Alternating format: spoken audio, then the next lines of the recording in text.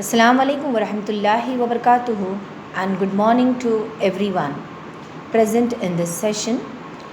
Today, geography subject, class 7th standard.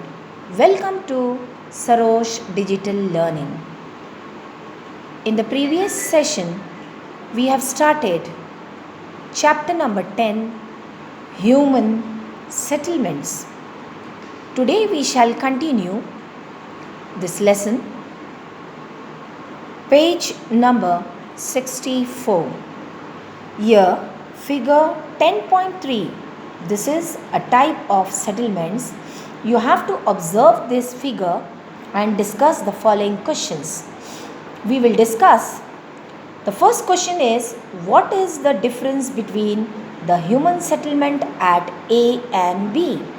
I told you in the previous session that there are patterns. There are patterns of settlements. Examples are such as nuclear settlements, scattered settlements, linear settlements, nucleated, that is nuclear settlements I said you before. So, in this figure 10.3, here we have to show the difference between the human settlements at A and B. Here A, you can look in this picture. There are some houses. This type of settlement is called as scattered settlements. Here at the corner you see B, it is in the black bold letter. This type of settlements is linear settlements. Come to the C point. C bold black letter is given in this picture. There is one house situated. This type of settlements is called as nucleated settlement. What? Nucleated settlements. Just move towards figure 10.4. You have to observe this figure and answer the following questions. Let us discuss these questions. Name some of the settlements shown in the map. Here, this map is given. Index for the settlement, there is a rectangular symbol given here. For road, there are two lines given. For railway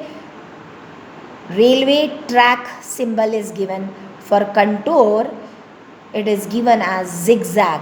And for river, one line and the flowing water. So this type of map is given as some kinds of settlements are shown in this map. Which of the settlements in the map in a scattered form? Scattered means one house, little far the other house, little far if you go the other house, that will be called as scattered settlement. And which is in one line, it will be called as linear settlement. And if at all, if it is the mountainous region or hilly areas are there, so there are one to one, which is 1, 2 or 3, 4 are there. That type of settlement, it will be called as nucleated settlement. So let us move towards the geographical explanation. Page number 65. So patterns of human settlements have evolved in accordance with the natural conditions. In this lesson, we are going to study major patterns of human settlements and the reason behind them. First of all, after learning the patterns, let us progress in construction of shelter. Initially using the resources from the surroundings, man constructed houses and started living in them. In modern era of science and technology, people have made a remarkable progress in the construction of shelter. They have been built by skyscrapers. Means in metropolitan cities, if you see there multi-storied buildings, you can say in other words skyscrapers, which has more than 25 to 50 floors of skyscrapers. Okay, so man is thinking of constructing colonies on other planets and their satellites too in future. So we will start with the rural settlements and cultural stability. Move towards page number 66. Page number 66. Here you can see the observe 10.6 figure. If you observe, this kind of settlement is called as nucleated settlement, and figure 10.7 is showing us linear settlement. So in rural settlements, I was talking about the rural settlements and cultural stability. Rural settlements is the first step towards a stable life in human history. The process of growth and expansion of settlements begin in rural settlements, and gradually, slowly, the rural settlements, they get transformed into urban settlements. There, the life in the urban settlements is more dynamic.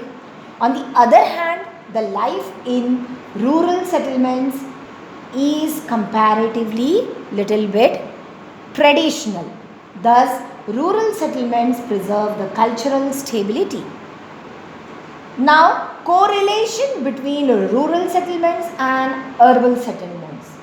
With a large scale growth in rural settlements, they get transformed into urban settlements, and the day-to-day requirements of the urban settlements are fulfilled by rural settlements. For example, the need of food grain, vegetables, milk, etc. of urban people is fulfilled almost by nearby rural settlements. Okay, students, in scattered settlements, houses are few and far from each other, found in the areas of high relief, dense forest, grasslands, hot desert, extensive agricultural lands.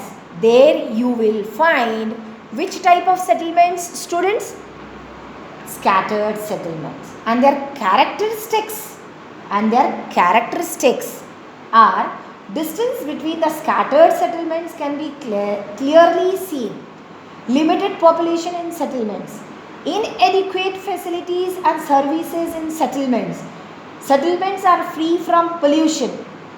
Settlements are dependent on villages for their day-to-day life.